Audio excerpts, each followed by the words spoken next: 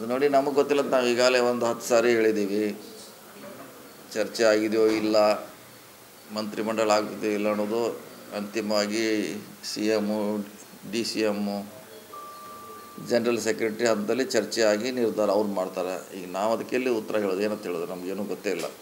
ಸಂಪುಟ ಪುನರಚನೆ ಅಧಿಕಾರ ಯಾರಿಗೆ ಸಿಗುತ್ತೋ ಅವರು ನೆಕ್ಸ್ಟ್ CM ಅಂತ ರಾಜಣ್ಣ ಅವರು ಹೇಳಿದ್ದಾರೆ ಸರ್. ನಿಮ್ಮ ಇಲ್ಲ, ಅದ್ರ ಬಗ್ಗೆ ನಮ್ಗೆ ಗೊತ್ತಿಲ್ಲ, ನಾವು ಹೇಳಲಿಕ್ಕಾಗಲ್ಲ. ಈಗ ಯಾರು ಅಧಿಕಾರ ಪಡಿತಾರೆ, ಯಾರು ಆಗ್ತಾರೆ ಅದ್ರ ಬಗ್ಗೆ ಹೇಳಲಿಕ್ಕಾಗಲ್ಲ. ಯಾಕೆ ನಮ್ಗೆ ಗೊತ್ತೂ ಇಲ್ಲ. ಅದು ನಿಮ್ಮ ಮುಂಚೆನೇ ಹೇಳಿದ್ದೀವಿ, ಅಲ್ಲಿ ಏನು ಚರ್ಚೆ ಆಗಿದೆ ಡೆಲ್ಲಿಯಲ್ಲಿ ನಮ್ಗೆ ಗೊತ್ತಿಲ್ಲ ಅಂತ ಹೇಳಿದ್ದೀವಿ. ಈಗ ಅದನ್ನೇ ಹೇಳ್ತೀವಿ ಅಷ್ಟೇ. ಸರ್, ರಾಜ್ಯದಲ್ಲಿ ದಲಿತ CM ಒಂದು ಅವಕಾಶ ಸಿಗಬೇಕು ಅನ್ನೋದು ಕೂಗುಗಳು ವ್ಯಕ್ತ ಆಗ್ತಿದೆ. ಖುದ್ದು ಪರಮೇಶ್ವರ್ ಕೂಡ ಒಂದು ಮಾತಾಡಿದ್ದಾರೆ, ಮುನಿಯಪ್ಪರಾದರೂ ಸಂತೋಷ ಅನ್ನುವಂಥ ಮಾತಾಡಿದ್ದಾರೆ. ಹೇಳಿದಾಗ ಸುಮಾರು ಸಾರಿ ಹೇಳಿದಾಗ ಅವಕಾಶ ಸಿಕ್ಕರೆ ಒಳ್ಳೇದಾದ ನಾವು ಹೇಳಿದ್ದೀವಿ, ಇಂದೆಲ್ಲರೂ ಹೇಳಿದ್ದಾರೆ. ಸೊ ಅಂತಿಮವಾಗಿ ಯಾರು ಮಾಡಬೇಕು, ಯಾವ ಸಮುದಾಯ ಮಾಡಬೇಕು, ಯಾರು ಮಾಡಿದ್ರೆ ಕಾಂಗ್ರೆಸ್ಗೆ ಒಳ್ಳೇದು ಅನ್ನೋದು ತೀರ್ಮಾನ ಮಾಡೋದು ವರಿಷ್ಠರು ಮಾತ್ರ. ಹೈಕಮಾಂಡ್ ಒಂದು ಕ್ಲಾರಿಟಿ ಕೊಡೋದು ಒಳ್ಳೆಯದಲ್ಲ ಸರ್? ಇದನ್ನು ಅವ್ರನ್ನ ಕೇಳ್ಬೇಕಾದ್ರೆ ನೀವು ಅವ್ರನ್ನ ಕೇಳಿದ್ರೆ ಅವ್ರು ಕೇಳ್ಬೇಕು. ಬಂದು ಹಿಂಗೆ ಆಗಿದೆ, ಹಿಂಗೆ ಕೇಳಿದ್ರೆ ಬೆಟ್ರ್. ಬಂದು ಈಗ ನಾವೆಲ್ಲಿ ಹೇಳೋದು, ಈಗ ನಾವು ಕೆಳಗಡೆ ಇದ್ದೀವಿ. ಈಗ ನಾವು ಅದಕ್ಕೆ ಉತ್ತರ ಕೊಡ್ಲಿಕ್ಕಾಗಲ್ರ. ಬಂದಿರ್ತಾರೆ, ಇಲ್ಲಿ ಕೇಳಬೇಕಲ್ಲ. ಈಗ ನಾವೇನು ಹೇಳೋರು? ಈಗ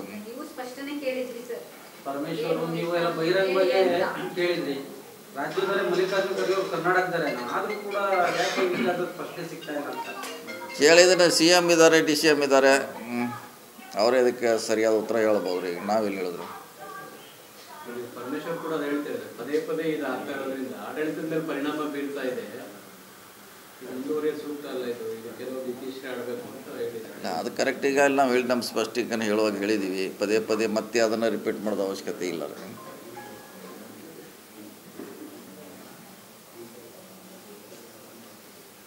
ಓಕೆ, ಥ್ಯಾಂಕ್ ಯು ಸರ್. ನೀವು ಕೂಡ ಪರಮೇಶ್ವರ್, ನೀವು ಮಾದೇವಪ್ಪ ಎಲ್ಲರೂ ಕೂಡ ಸಭೆಗಳ ಮೇಲೆ ಸರ್ವೆ ನಡೆಸಿದ್ದೀವಿ.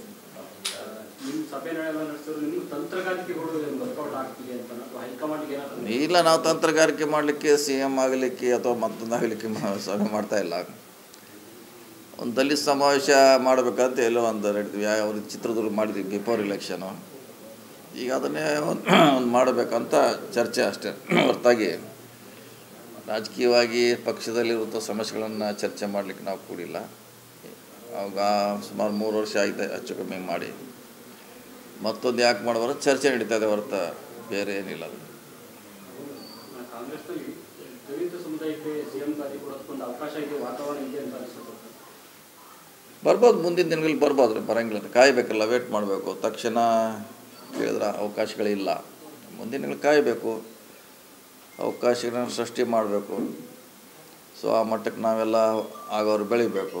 ಸೊ ಎಲ್ಲ ಇದೆ ರೀ. ಸದ್ಯಕ್ಕಂತೂ ಅದು ಪ್ರಶ್ನೆ ಉದ್ಭವಿಸೋಲ್ಲ, ಕಾಯಬೇಕಷ್ಟೇ ನಾವು. CM ಕುರ್ಚಿ ಖಾಲಿ ಇಲ್ಲ, ಹಾಗಾಗಿ ಕಾಯಬೇಕು ಅಂತ ಹೇಳ್ತಿದ್ದಾರೆ. ಕಾಯಲೇಬೇಕು, ಅದೇ ನೀವು ಕಾಯಲೇಬೇಕು. ಅವಕಾಶ ಬರೋವರೆಗೆ ಕಾಯಬೇಕು ನೀವು.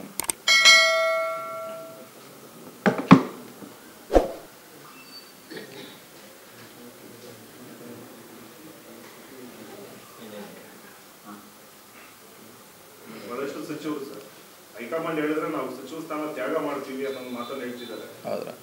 ಎಲ್ಲ ಹಿರಿಯರಿಗೆಲ್ಲ ಬೇರೆ ಬೇರೆ ಜವಾಬ್ದಾರಿ ಕೊಡಬೇಕು ಅಂತ.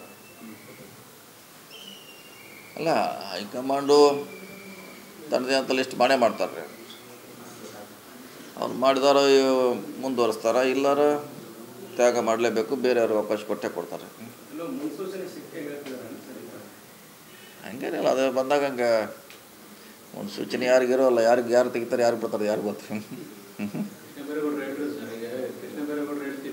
ಸರ್ಕಾರ ರಚನೆ ಆಗೋ ಟೈಮ್ಗೆ ಹೇಳಿದ್ದಾರೆ ನನಗೆ, ಮೊದಲೇ ಆಗೋ ಟೈಮ್ಗೆ ಸೂಕ್ತ ಸಂದರ್ಭ ಬಂದಾಗ ಎಲ್ಲ ಬಿಡೋದು ರೆಡಿ ಇರಬೇಕು. ಅದಿದ್ದರೆ ನಾವು ಹಿಂದಿನ ಸರ್ಕಾರದಾಗ ಒಂದು ಸಲ ಬಿಟ್ಟಿದ್ದೀವಿ. ನಾವು ಅರ್ಧಕ್ಕೆ ಬಿಟ್ಟಿದ್ದೀವಿ ನಾವು. ಹಂಗೇನು ಅಧಿಕಾರ ಶಾಶ್ವತ ಅಂತ ಯಾರೂ ನಂಬಲಿಕ್ಕಾಗಲ್ಲ. ನಂಬಿದವರು ಸರಿಯಲ್ಲ. ಅದೇನು ರಾಜಕೀಯ ಇವತ್ತು ಇರ್ತೈತೆ, ನಾಳೆ ಹೋಗುತ್ತೆ. ಸೊ ಎಲ್ಲದಕ್ಕೂ ತಯಾರಿ ಇರಬೇಕಾಗತ್ತೆ ಅಷ್ಟೇ. ಇದ್ದವ್ರನ್ನ ಕೆಲವ್ರು ಮುಂದುವರಿಸ್ಬೋದು, ಕೆಲವ್ರನ್ನ ರೀಸೆಪ್ಲ್ ಮಾಡ್ಬೋದು. ಲೇಟೆಸ್ಟ್ ಹಾಗೂ ಇಂಟ್ರೆಸ್ಟಿಂಗ್ ಸುದ್ದಿಗಳಿಗಾಗಿ ಬಾಸ್ ಟಿವಿ ಕನ್ನಡ ಚಾನೆಲ್ನ ಸಬ್ಸ್ಕ್ರೈಬ್ ಮಾಡಿ. ಹಾಗೆಯೇ ಬೆಲ್ ಐಕಾನ್ ಪ್ರೆಸ್ ಮಾಡಿ. ಇದರ ಜೊತೆಗೆ ಫೇಸ್ಬುಕ್, ಇನ್ಸ್ಟಾಗ್ರಾಮ್, ಎಕ್ಸ್ನಲ್ಲೂ ಮಿಸ್ ಮಾಡದೆ ಫಾಲೋ ಮಾಡಿ.